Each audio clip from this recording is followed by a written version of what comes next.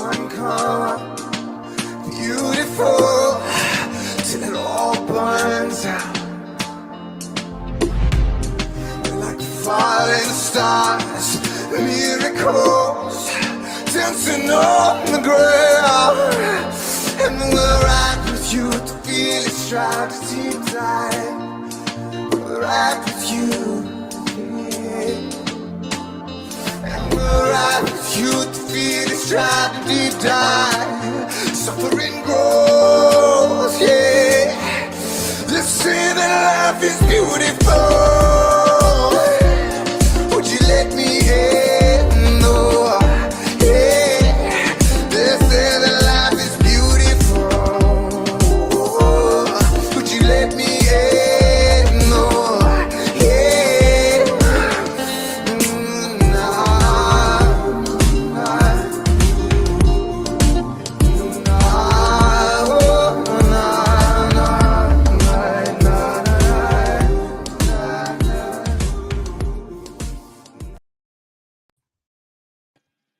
Hey, Good evening, glorious Gunwoo, I guess. and all of your glory. You're like already in demand. You're already in demand with my subscribers. So this is a treat. Anytime you want to grace your presence, your like angelic presence, it is always a pleasure and an honor. Thank you. I don't know how to respond to this. And I'm in a kimono as I say this. I feel really Thank you. feel like that means something. You're welcome.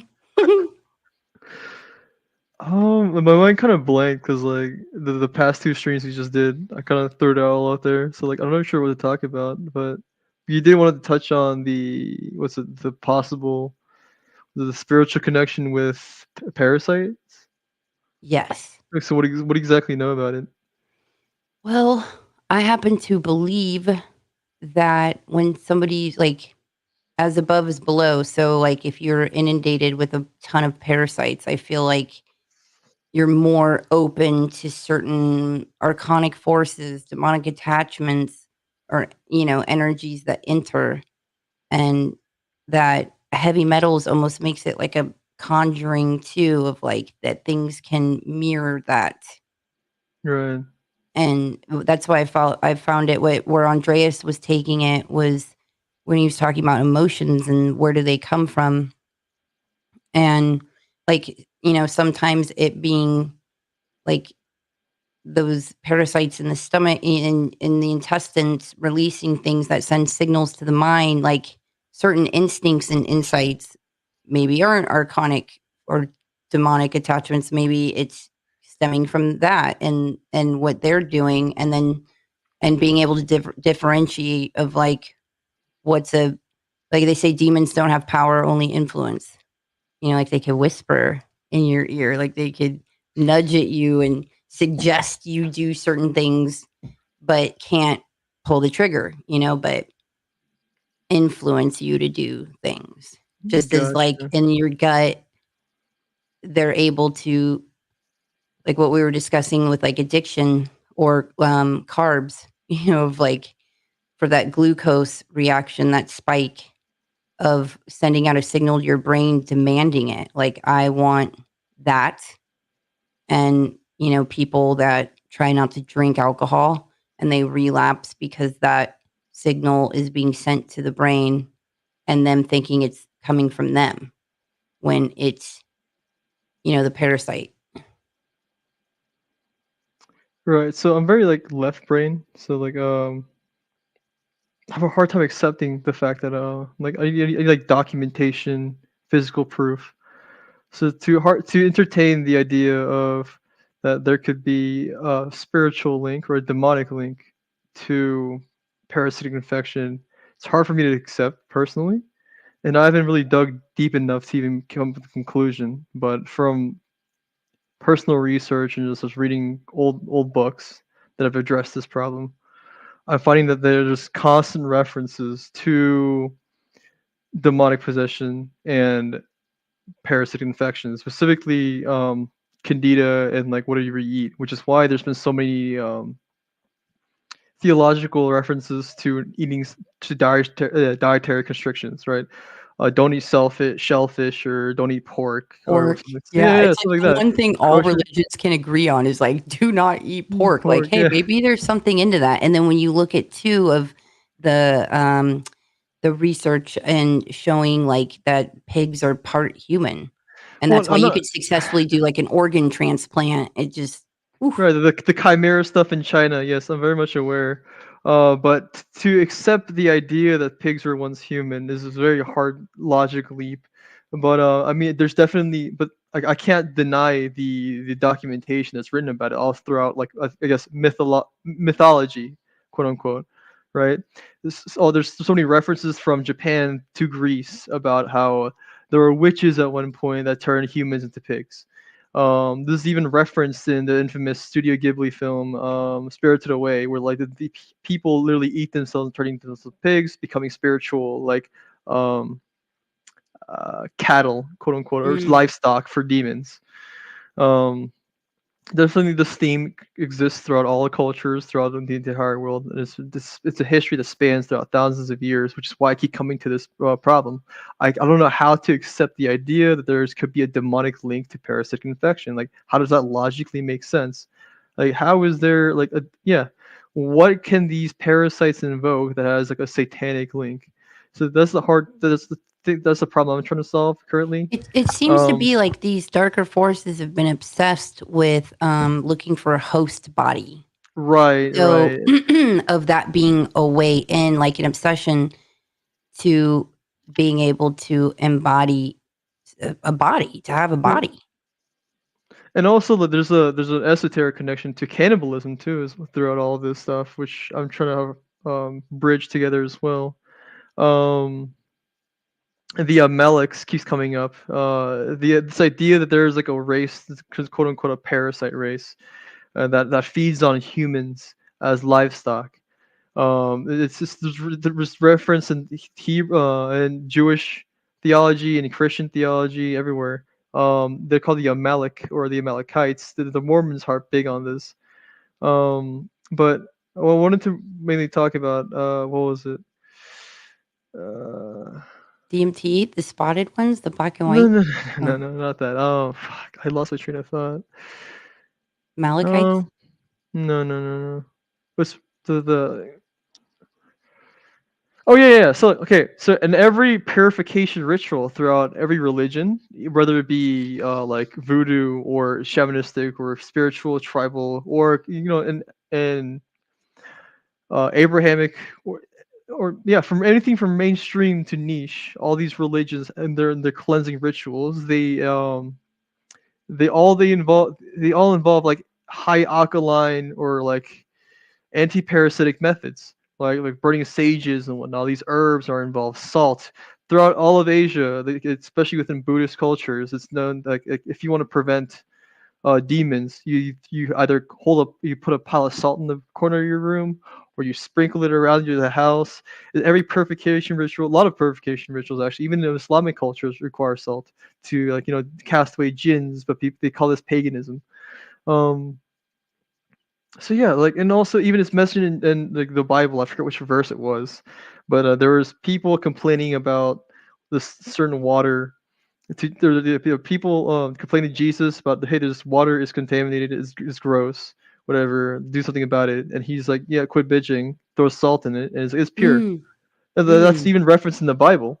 So stuff like that. It's just like everything in relation to purification, cleansing, whether it be esoteric or empirically in the medical field, all involves anti-parasitic, and high alkaline based methods like the Gerson therapy or whatnot.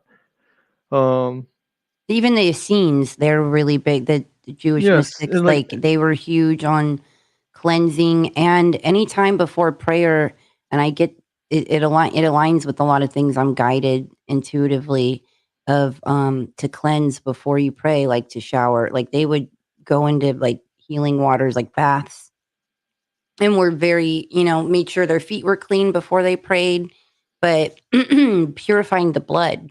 So I feel like this is like an ancient, right? Like I believe a lot of these religious holidays were originally for cleansing. knowing that the parasites go off of the moon, knowing they come out then and at times of the year as well. Like where I think it was strategic because you are supposed to do a parasite cleanse like every 6 months, and then how long it goes. Um, you know, 90 days because it's easy to get the adult ones, but to get the younger ones is a little more difficult. But you have all these religious days that is like you fast and then you feast. It seems to like Right, right, agree. right.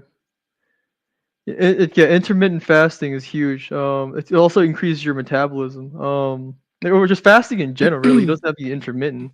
And then the Um, the insights that you get too, and I think there's references to that of like well, I don't know about the they insights part, but like I know, like it clears your mind for sure. You clear your sort of brain fog. So, like, yeah, sure.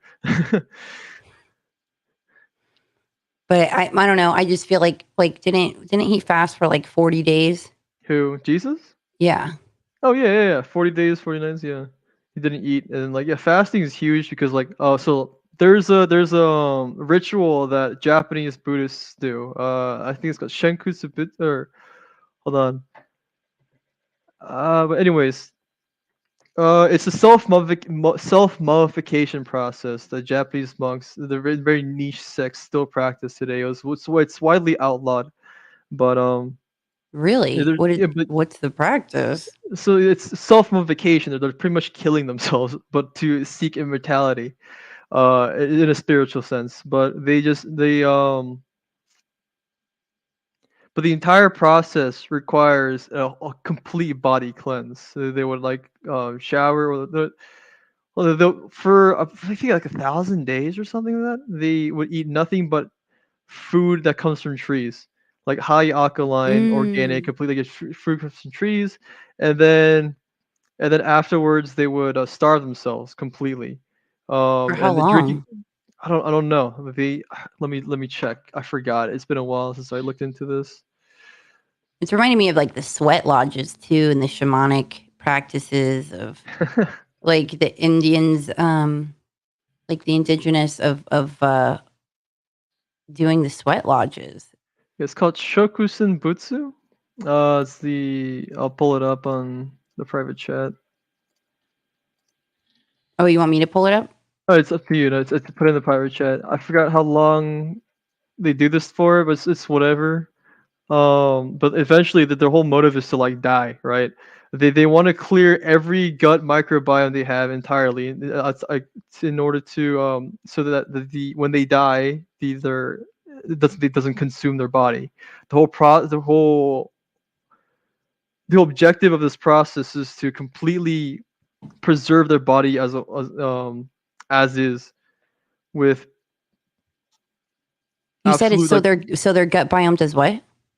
they completely try like I don't know how to word this. They're just trying to remove their gut biome entirely, like complete Oh. cleanse everything. So when their body mummifies, the Paris or whatever that's left doesn't eat away at their body. It is a complete Mm. mummification process. The objective is for preservation, so they can in the meditative state, so they can transcend time or something like that.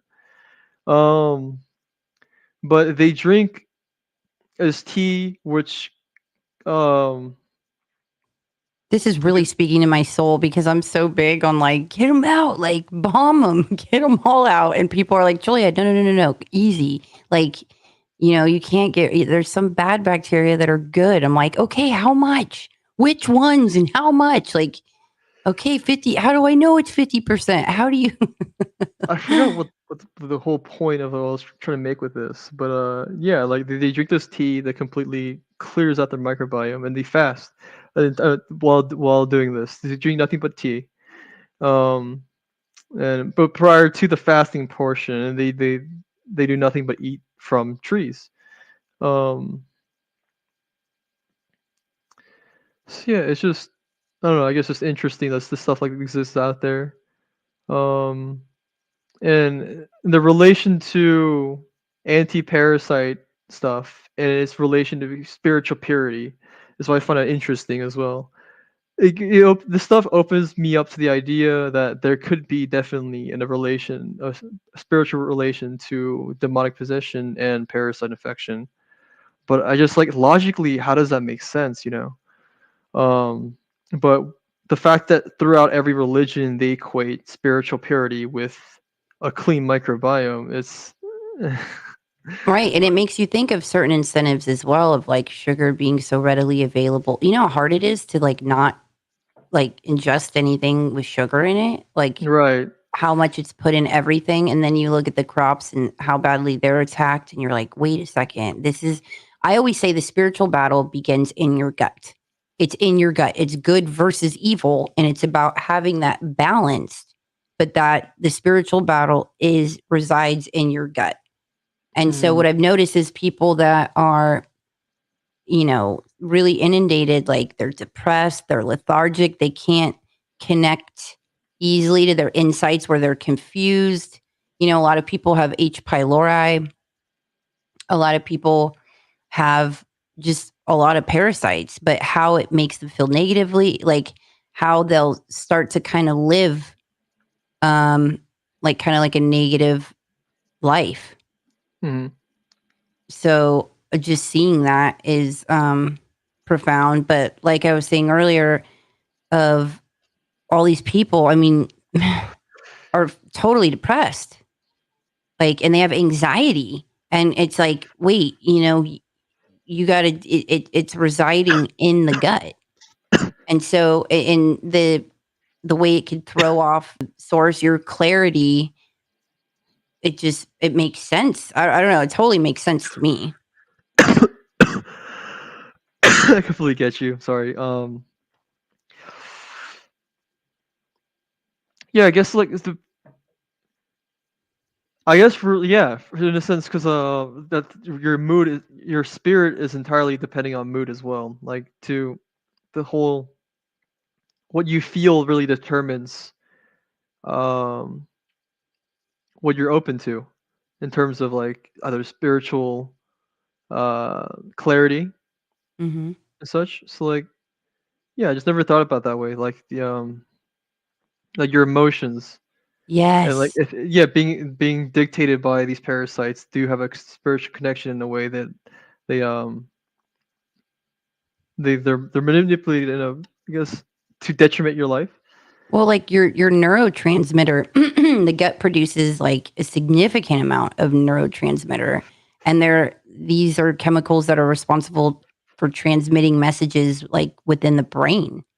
Like it it produces like over 95% of the body's serotonin. And Oh, it's you're and serotonin, I mean, that's key. That's the neurotransmitter that regulates your mood, your appetite, your sleep. Okay. right. Okay. And then that is the parasite's drug of choice. They are in there, and their drug of choice is serotonin. Now, serotonin is your happy hormone. Like, that's what makes you happy. So if it's being stolen, you're being hijacked. They're punking you. They are robbing you from the inside.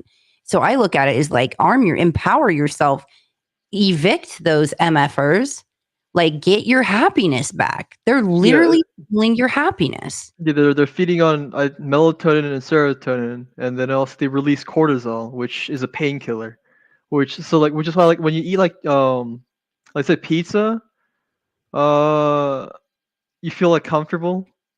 In a sense, yeah. Like so, like psychologists have analyzed that like eating cheese and bread, stuff like those, like the foods that excite candida would Fungal. right generally like chemically um helps people deal with depression, which is why people stress eat, right? Mm, But then like realizing it's the link to these candida funguses releasing cortisol. mm-hmm. It's because it's giving you the same effect like you would like essentially microdosing heroin. Right. Right. They try to It's an reward you opiate. like, ooh, Yeah. I like this. Ooh, Right. keep It's an doing it. opiate. And the pineal gland produces melatonin. Yeah. And if you get a lot of your insights and abilities from the pineal, and that's being affected because of the parasites. that's really interesting because then you're talking about like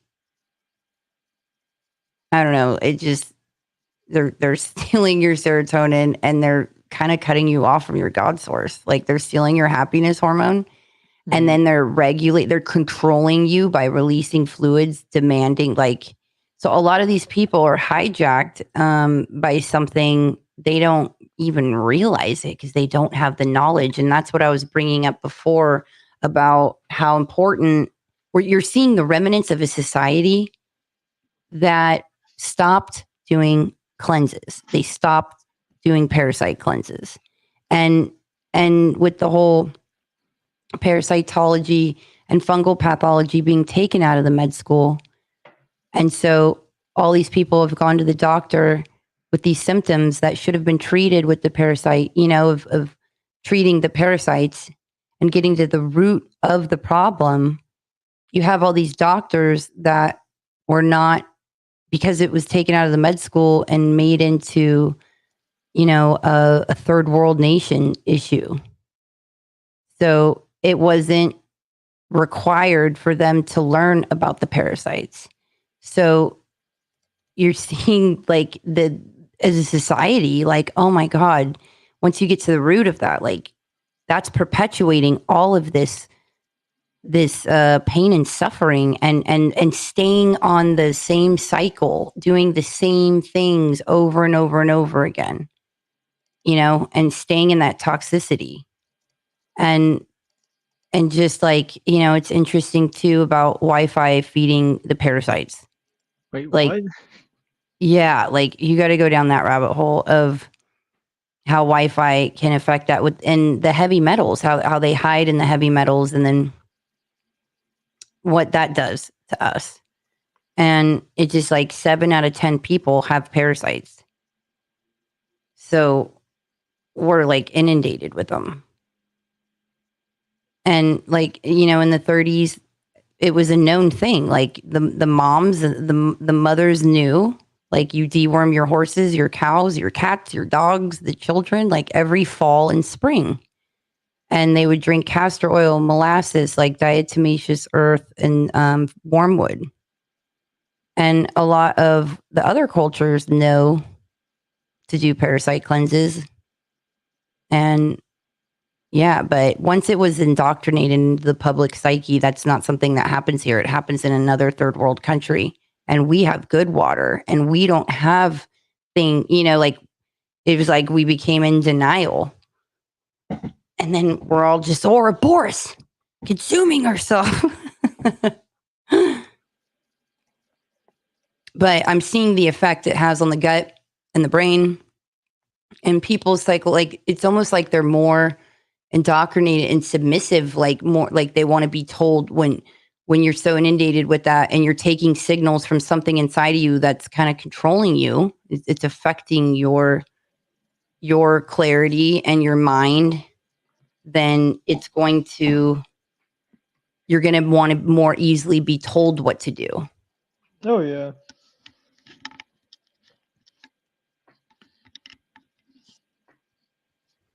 But like, I guess because we addressed the issue, right?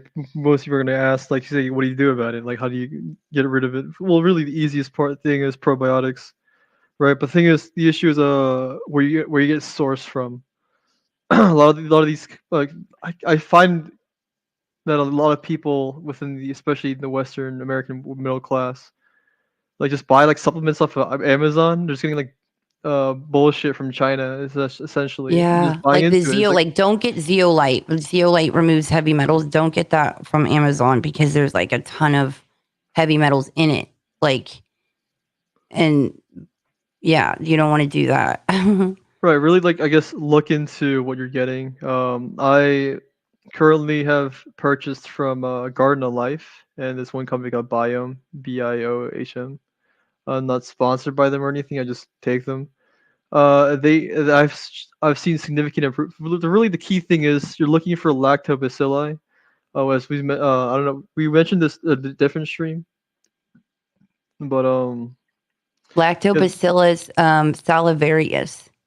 That Bulgaricus, and there's multiple, right? But Lactobacillus bulgaricus is like a combination of everything. Which it's a byproduct of what they found out during the Chernobyl studies.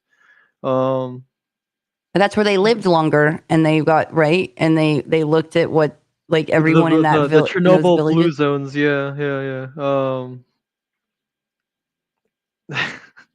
Kind of just interjected it, so I don't know how to, so yes, there was like these zones in Chernobyl.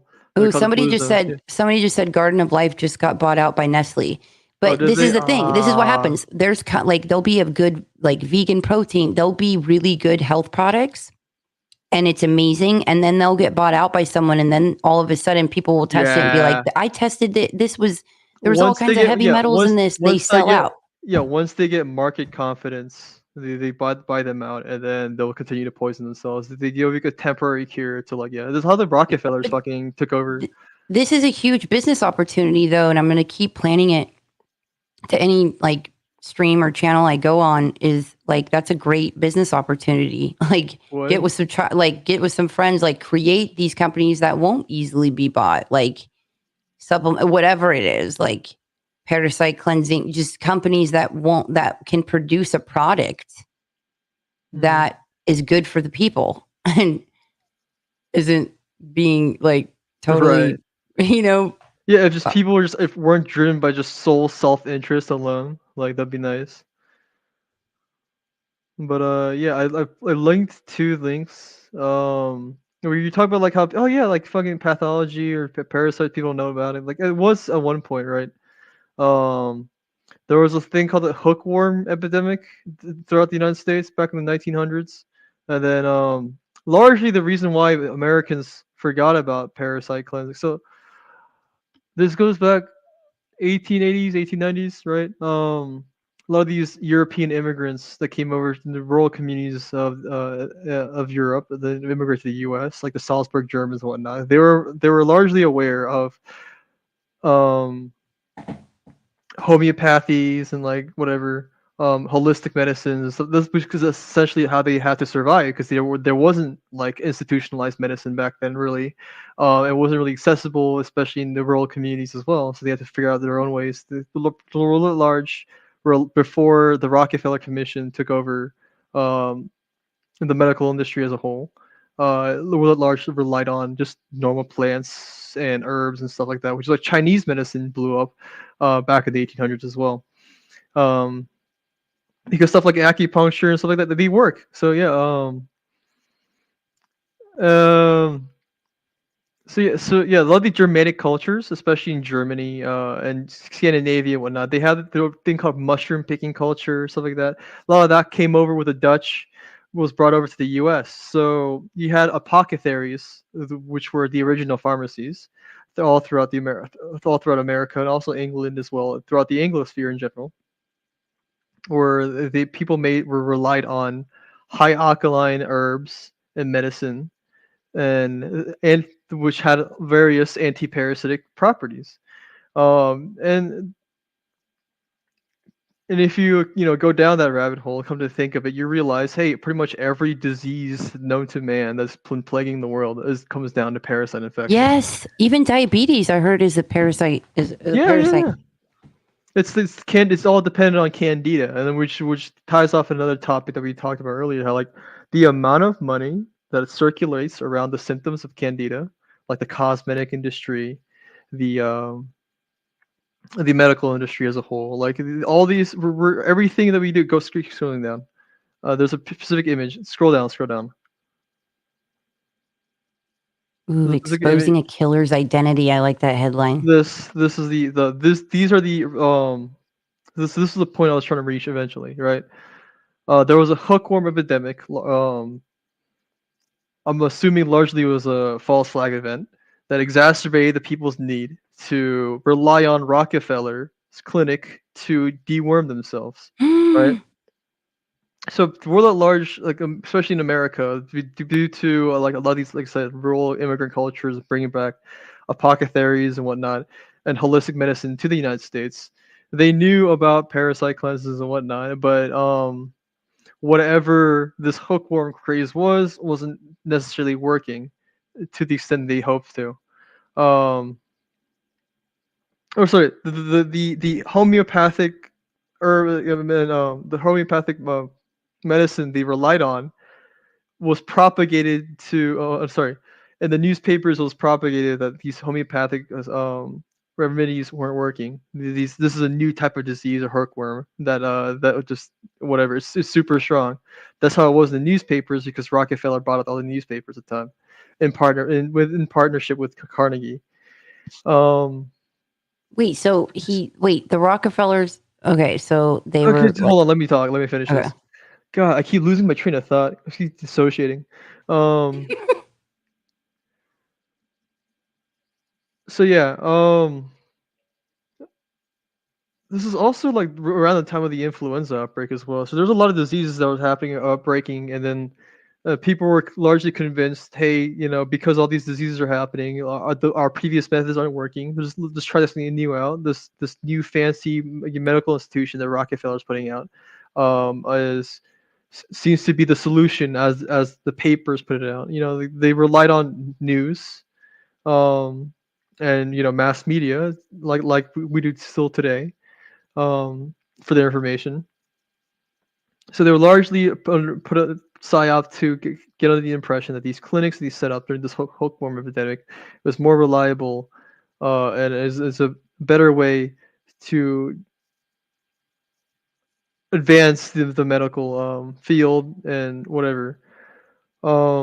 This replaced all the apothecaries that had previously existed.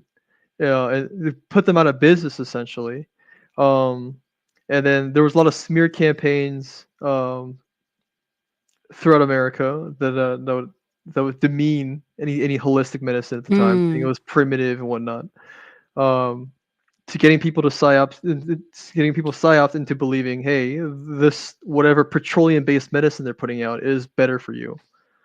Um, and like your whole tie into the heavy metal stuff, like yeah, they've been putting mercury and into medicine since the 1800s, like and also like silver and also weird shit. A lot of the snake oil stuff they try to propagate to say like, hey, it's a cure all to all diseases, which was also in tandem with the Rockefeller stuff. It was all they needed snake oil initially to propagate the idea that like that um institutionalized medicine is better, stuff like that. Though it was part of the defamation campaign to make holistic medicine look bad. mm. Yeah.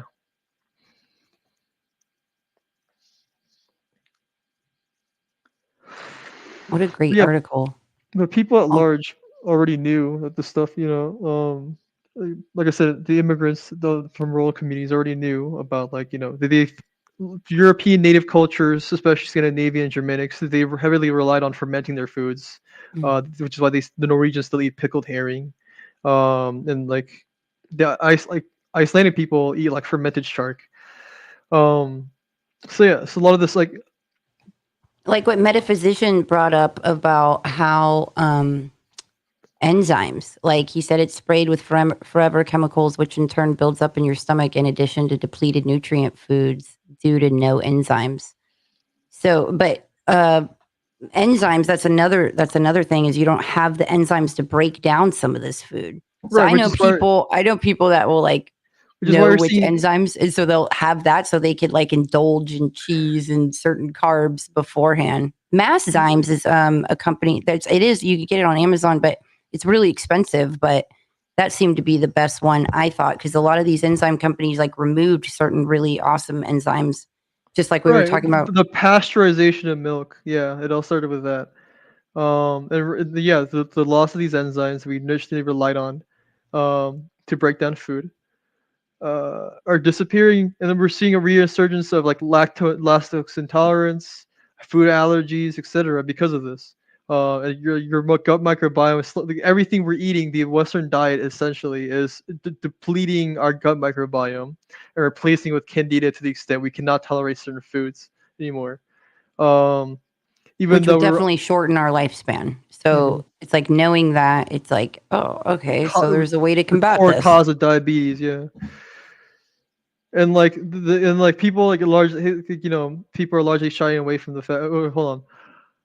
Well, when you address stuff like this, it's like, hey, there couldn't be possibly a conspiracy this large or whatever, etc. But then, like, we have things like, the war on ivermectin, literally a book written by a doctor, and it was just confirmed. And he references the Union for Concerned Scientists. There's literally a union of scientists that came together, exposing how everything in the medical industry, down to the science, the empirical societies of it all, um, uh, how it's all organized as a pyramid scheme for funding and controlled narratives, and everything like it was came to a boiling point during COVID, which is why people are not speaking up. And this is essentially the war on ivermectin speaks on all of it.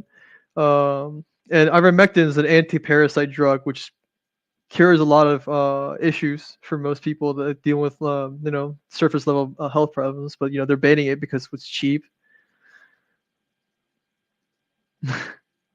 Yeah.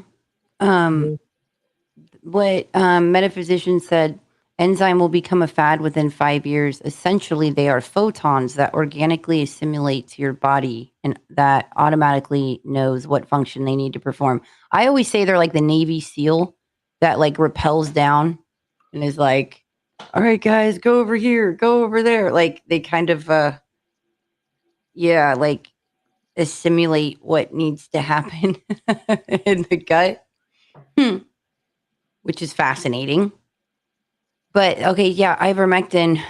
This is not medical advice. We are not advising. But it's interesting how people came out in court and said how it seemed to alleviate certain health things and that it should have been like everyone should have been notified.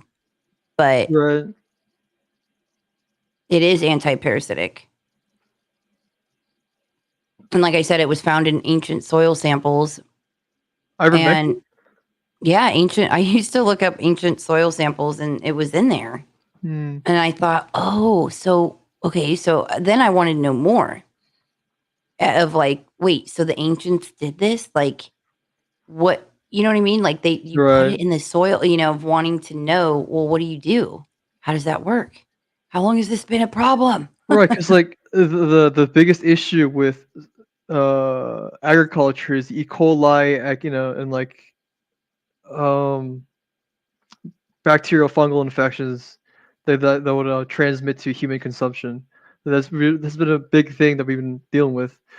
Um, so yeah, it would make so much sense to put anti-parasitic properties within the soil itself, like ivermectin, to prevent uh either crop death or like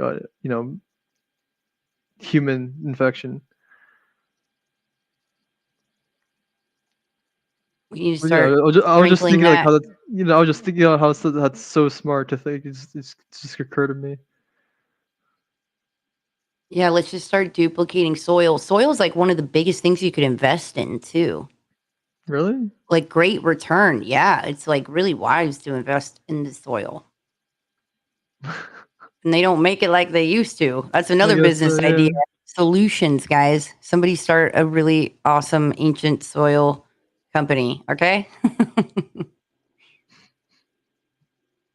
But yeah, like what do I recommend for parasite cleanses? I say the best thing to start with um would be like Dr. Hulda Clark is a great intro, the parasite kit, and it's got garlic cloves and it has the green black walnut tincture is amazing. Honestly, I see everything we're seeing now in terms of like parasite cleanses or diet, whatever fads. It's all an extension of what Max Gerson did, Dr. Max Gerson with his Gerson Mm. therapy. Like he's the one that started everything. So like he gets so much like defamation throughout the medical community, especially if you look at the National Cancer Institute or whatever it is, or National Institute of Health, NHI, NIH, yeah. Um, or if you go to cancer.org, they'll tell you like, oh yeah, fucking the Gerson therapy is bullshit. 3 people died from it because coffee enema is bad for you. Next thing you know, it's throughout the entire fitness world right now. Coffee enemas are being resold into this Oh my masterclass gosh. package of whatever.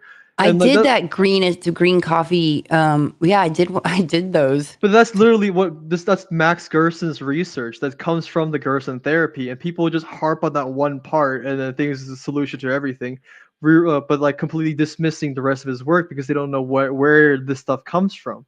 If he's just like I keep telling people, everyone that I meet, just read the source material. But the issue is people don't know how to find the source materials, which is I'm having a hard time struggling with the.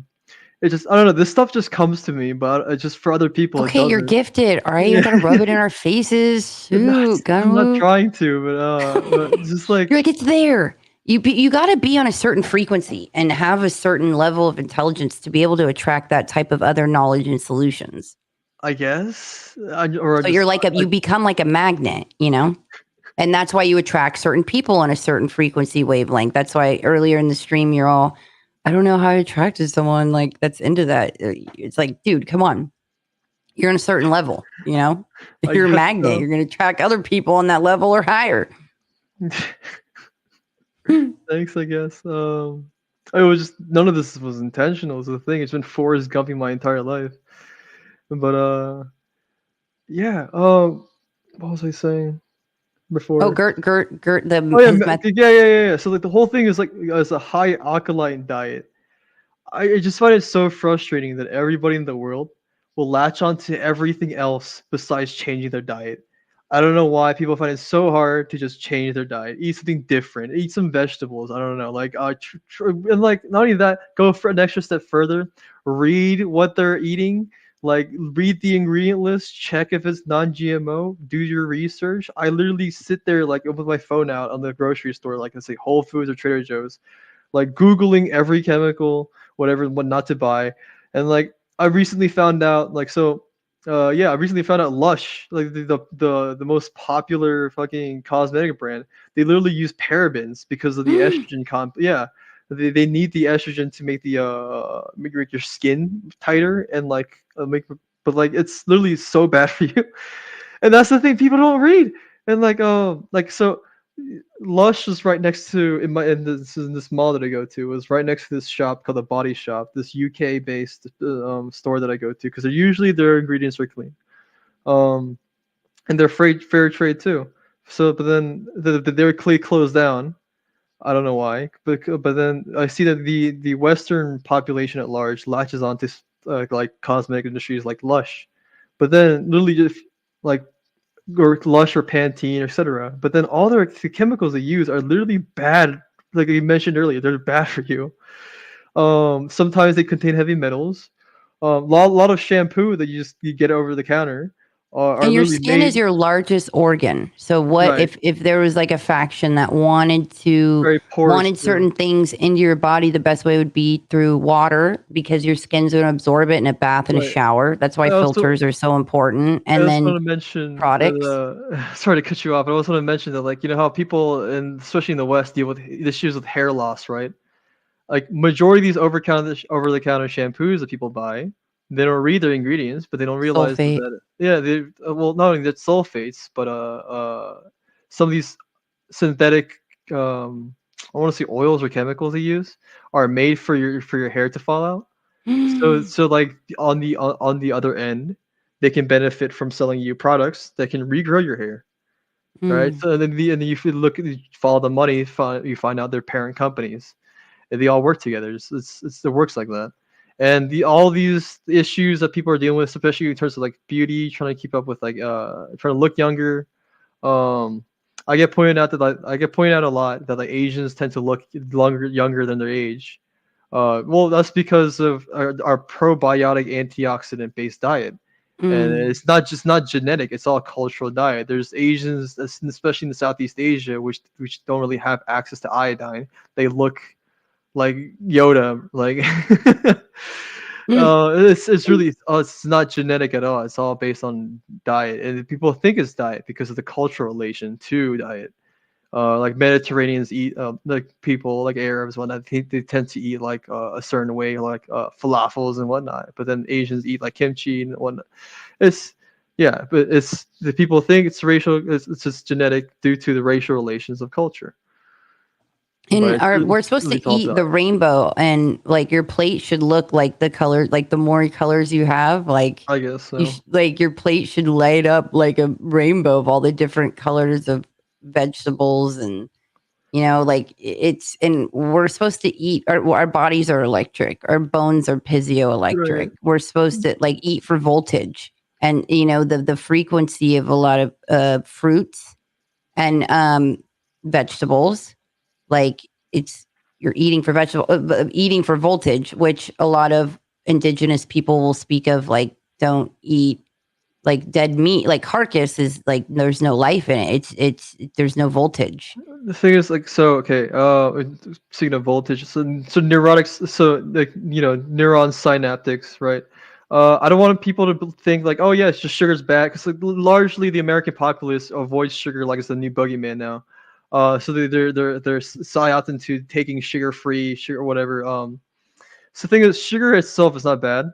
Yes, yeah, sure, it does feed into like candida and whatnot, but I like, went to a cane really quick. I'm anti-sugar, and my friend to like forced me to a cane sugar place the other day, and I walked in, and I'm like, dude, I can't. And there was someone in there that's like, this healed me. I was in the hospital, and they were only 22 years old, and they were showing me, and I was reading the benefits. They had all these books and everything about like how it was scraped from the cane sugar, and like they're like, it's different. There's all kinds of nutrients in it, and I was like, all right, I'll try it. So the thing is, like, if you completely cut out glucose and sugar out of your life, you can't think. That's another thing. That's another angle they want to tackle. It's for population control, right? They want you sugar free because Mm. your brain entirely depends on glucose for mitochondrial function and neuron synapses, etc. The electricity, the piezoelectricity, whatever you mentioned, like how we have an electric current in our body. Yeah, that's all medically known and true. And for in order for that to happen, you need sugar. So to some extent, yes, sugar's not bad, but it does feed into candida. But you gotta, like say, read the rainbow. Probiotics mainly to kill off the candida while Mm. also absorbing the sugar that you need. Ooh. So but the issue is people keep going for alternative or artificial sugars. I'm pretty sure your audience is more on the holistic end of things.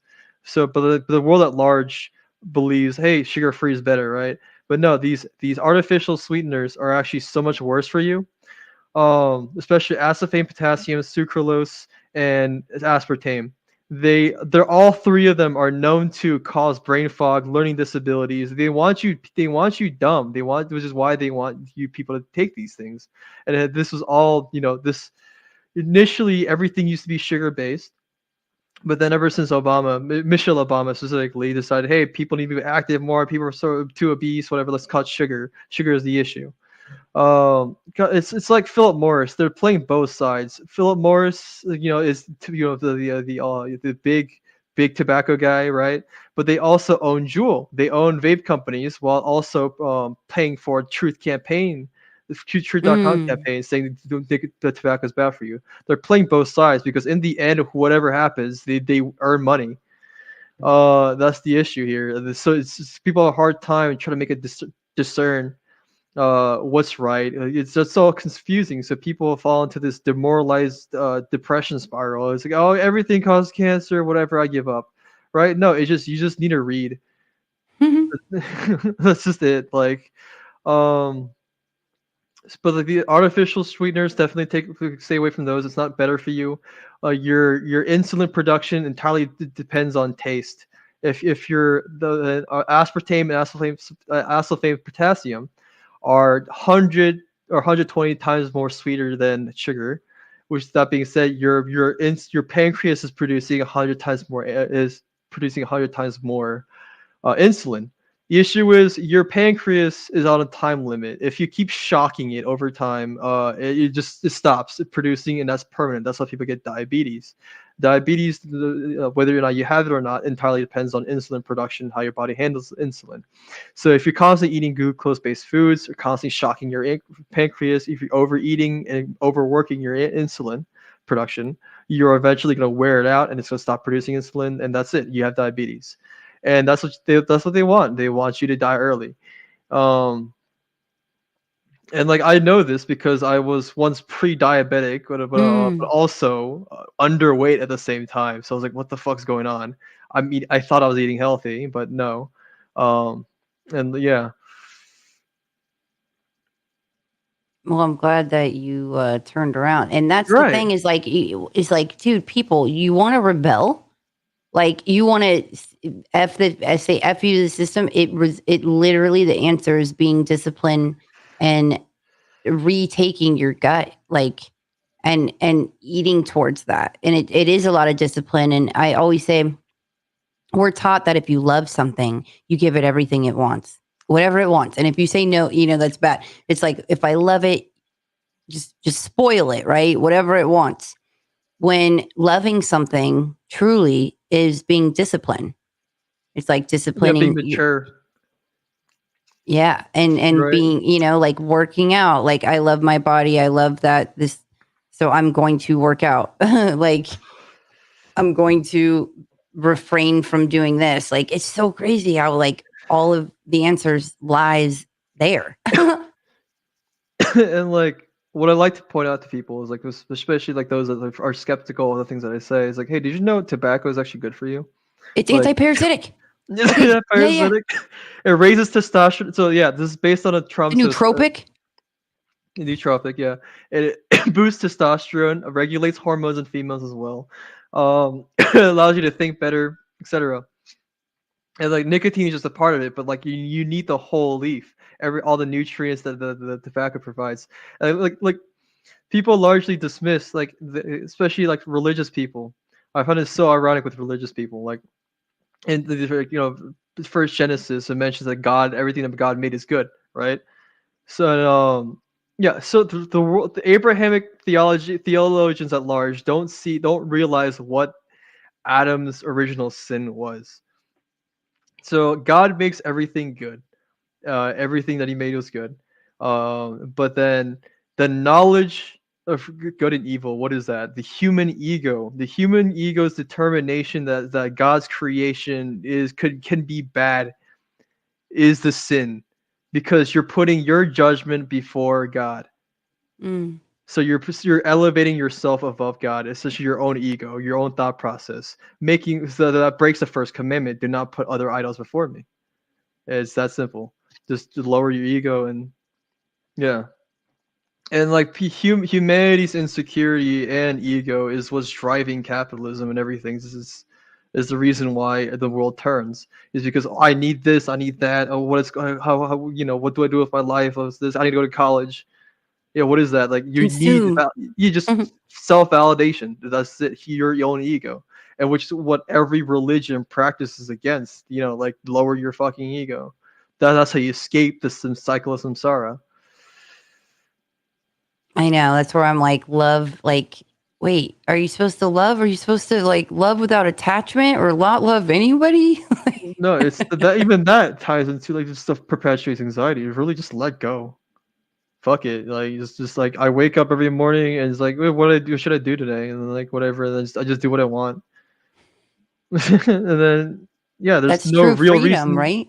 Yeah, That's like, that's the thing. Like everybody like in the world are still so caught up in the grind of going through a career, etc. Um, getting the status of an ideal life that they've envisioned, that they're too caught up in that rat race to accomplish that, uh, that they completely forget what the objective and the end goal of earning money is supposed to be. It was like the whole purpose of financial like gain is for financial freedom, is to just do whatever the hell you want. The whole objective of life was to just spend it however you wanted to, but they've given you all these side distractions of, hey, just like you need this, you need that, you need like status, you need validation, you need to look pretty, you need a better car. All that shit is what's driving. This was just making the wrong people rich. yeah, it's like, well, I think nobody really knows the point of the game. They don't know who they are, what they want, what they're Right, here for, like, and it's, yeah, they just don't know. right. But like, And why does that matter? Like, either believe in God or you don't. Just fucking let go. I've been, the last week, a lot of atheists has been popping up in my environment. Even I was in a and I was in a steam room. No, I was in the sauna. I did a sauna, steam room, cold plunge, all that.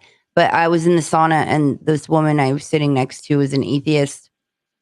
And then we all did a show, and Tim Ventura, he said he's an atheist, and that was on Good Friday, and that turned into a big.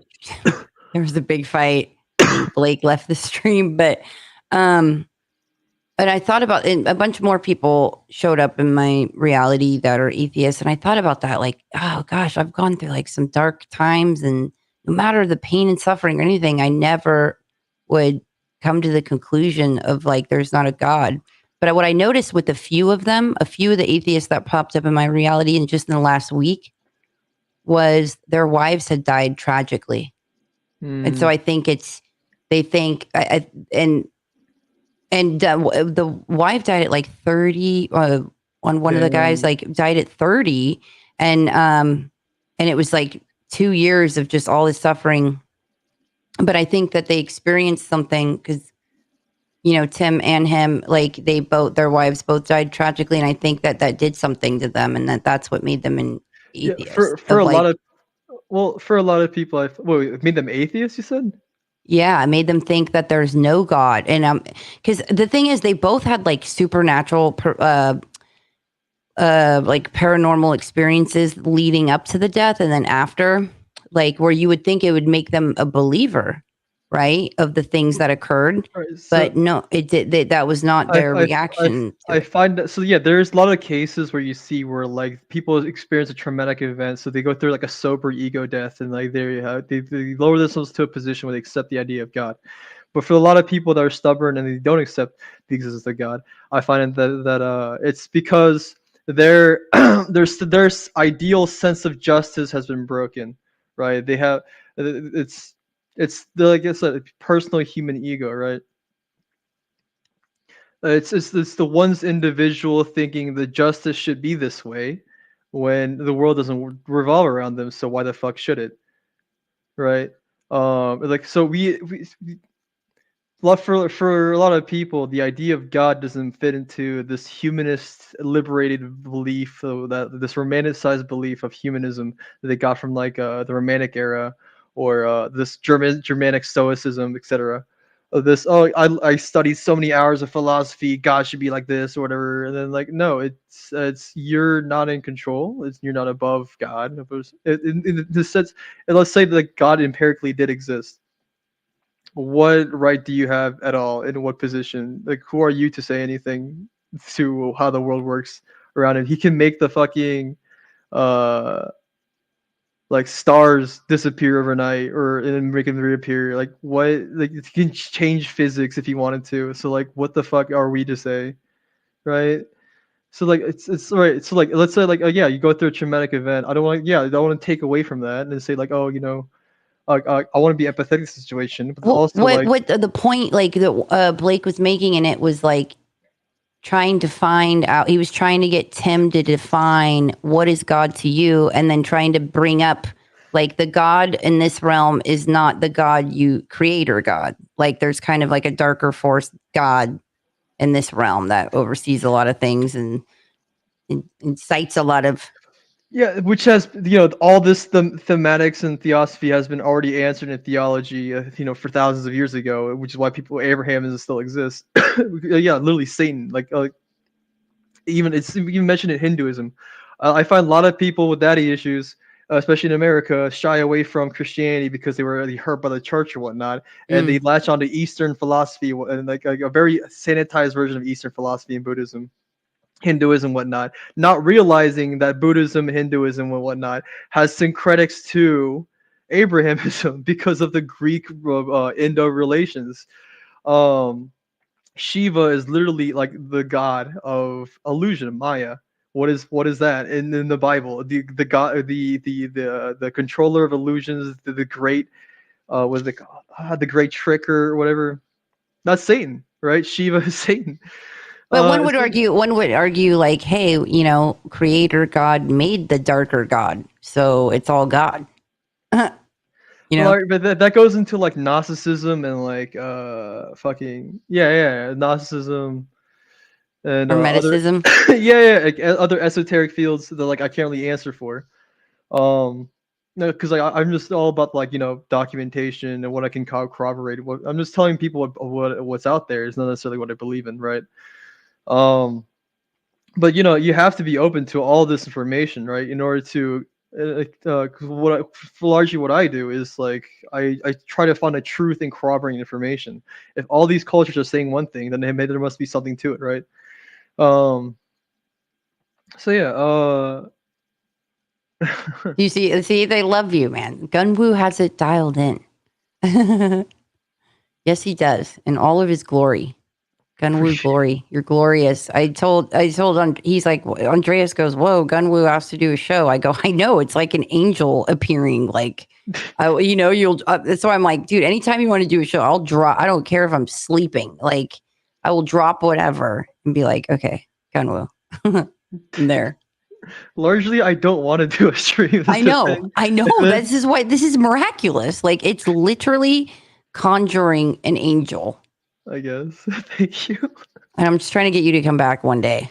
Okay. I'm like, it'll be 3 years, guys. This is like such a rare treat. So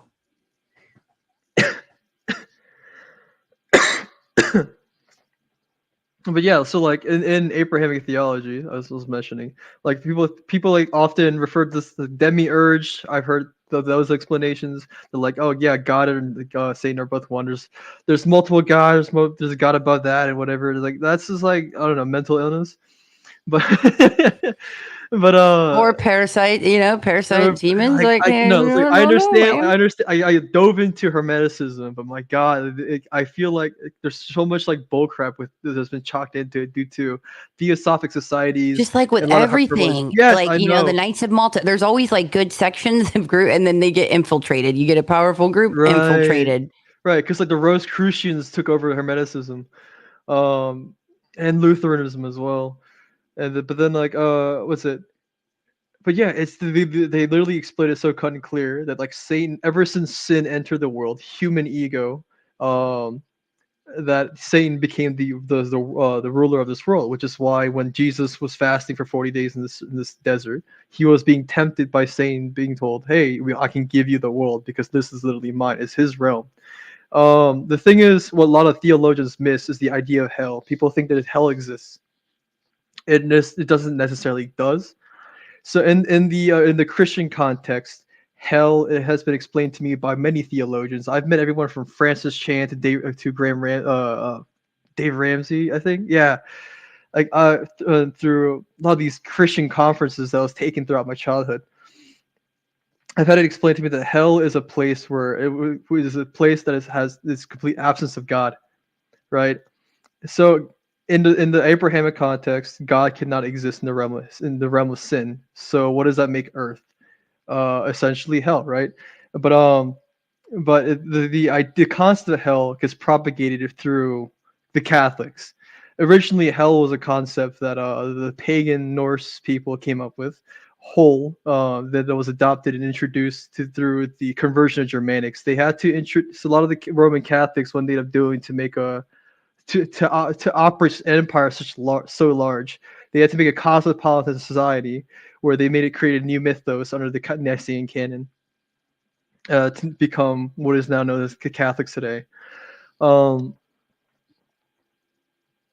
but so they incorporated the pagan idea of hell, of hole, and in order to fearmonger people into paying money to the Catholic Church to make them more powerful. The indulgences practices.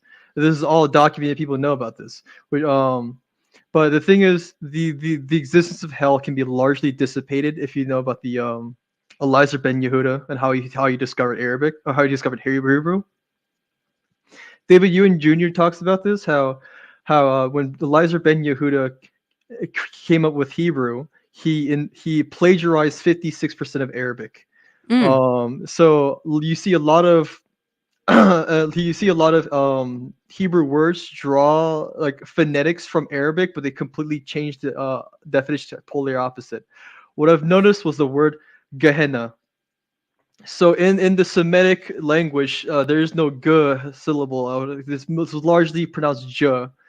So, if it was ja'ena, right? What does that make it? And the closest phonetic to ja'ena in Hebrew and Arabic is jannah, which means heaven, paradise in Arabic. So that's how the whole contention happens, right? The Nicene canon, the Bible we have today, was written under Masoretic Jews, by Masoretic Jews under the supervision of Constantine. This is widely known by the Catholics. Everybody accepts this, but we all tell each other history is written by the victors, but never do anything about it. That's what Right? frustrates you, right? It's like, what does that look like when demonstrated? We're living in that paradigm right now. And so, like, why don't we question this stuff? Like, um, and then, so yeah, but like, so the closest definition, the real reality of what hell is, what I find is, um, uh, I've learned from Buddhism, samsara, right? That reality itself is the hell that we need to escape out of. Mm. Into yeah, right. This all this stuff is a playing field where we're constantly forced to reincarnate and repeat the same mistakes over and over again until we learn to lower our ego and realize, hey, all we're not what we think we are, and then you eventually get out, right? That's a and like this theme is also known. This what I just said is a theme that mystic Jewish people have also referenced. This is written in the Kabbalah as well. Like Orthodox Jews know about this. The Orthodox Jews themselves even accept the idea of reincarnation, which is Mm. why the idea of prophets keep popping up here and there throughout Abrahamic religion. But then Christians, this paganism, heresy, whatever. This is the source material stuff. Like, what are you talking about? Like, that's the thing. This is the paradigm that we live in. This is how history being written by the victors. Yeah, this is it. Like, Woo! Gun, woo! Let's say that with a Ric Flair, woo! Gun, woo! It's like, what if hell? Sometimes when you see everyone, I was exposed to a lot of people that had a ton of money, and it seemed like they were in hell. Like, I was never exposed to anyone that like had a ton of money that was like living ethically, like morally strong. Like right. what if hell is having everything you want and more? Like, Really, like, yeah, it says in the Bible, like it is harder, it is easier for a camel to enter the eye of a needle than a rich man into heaven. Like, it's literally clear cut out there. Like, I'm not saying to believe in, like, Christianity or whatnot. Make up your own mind, right? But then, like, I learning theology for myself throughout all these religions. It's really clear cut. It's all been written down. We just need to lower our ego and accept the fact that, like, hey, old people, we're onto something. and just too of like hell is also a state of mind of like how you view things. You could if your thoughts It's are magnetic too, it's and just exist. thinking like, oh, all this stuff, like you're going to attract more of that of like hell all this. is hell is existence itself, this reality that we live in, because we're living in the absence of God. And so, like, we're like, yeah, it's yeah, there's fun at times, whatever, but like it's largely living this life that we live is largely miserable regardless of what we do. So Void like, said, hell seems crazy. Purgatory is the scary one. I don't know if I believe in purgatory though. I have to look more into it to see if other religions also corroborate the idea of purgatory, because the purgatory is largely harped on by the Catholics only. So I need to look into it. But I mean, I'm still like, I keep an open mind. I need to read more.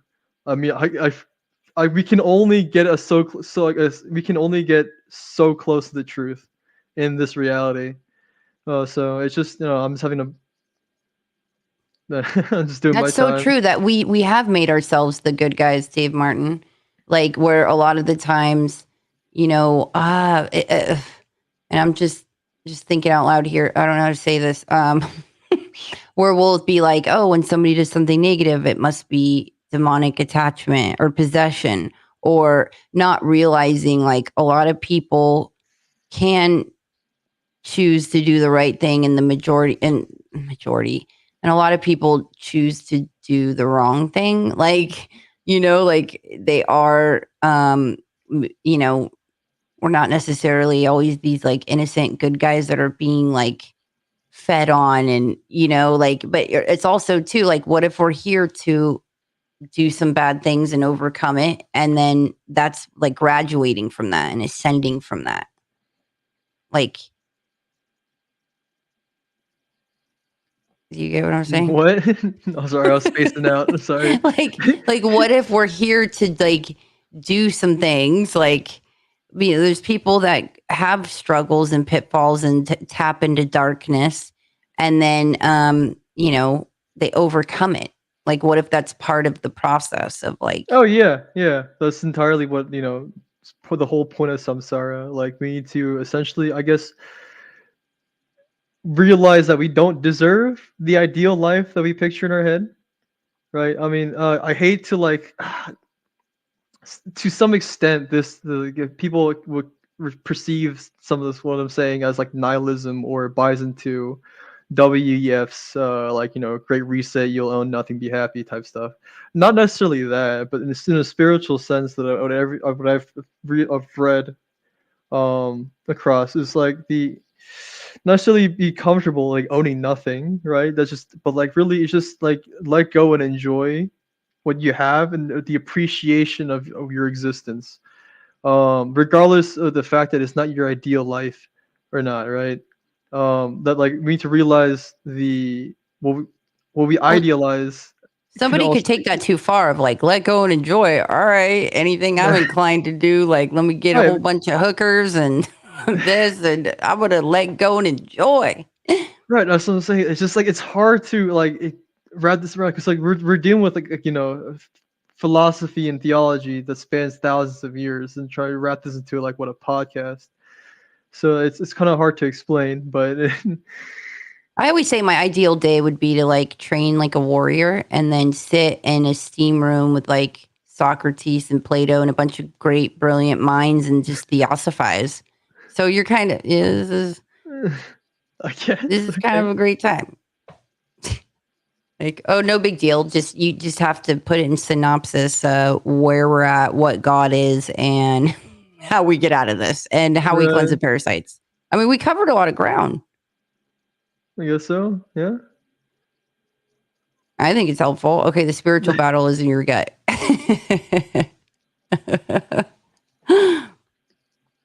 Well, is there anything else you want to? Not really. I just been Yeah. All right. We'll call it a night, dude. We've been going for hours. Like this was like strong. This is the third stream today, and yeah, we went hard. So I super appreciate you, and everybody loves you. And anytime you want to bless us with your knowledge and presence, please, I will drop whatever it is I'm doing, and I will run to it. Okay. Thanks. All right. See you. Watch the sun come up, beautiful, till it all burns out. We're like falling stars, miracles, dancing on the ground. And we're right with you to feel it strike deep dive. We're right with you, yeah. And we're right with you to feel it strike deep dive. Suffering grows, yeah. They say that life is beautiful.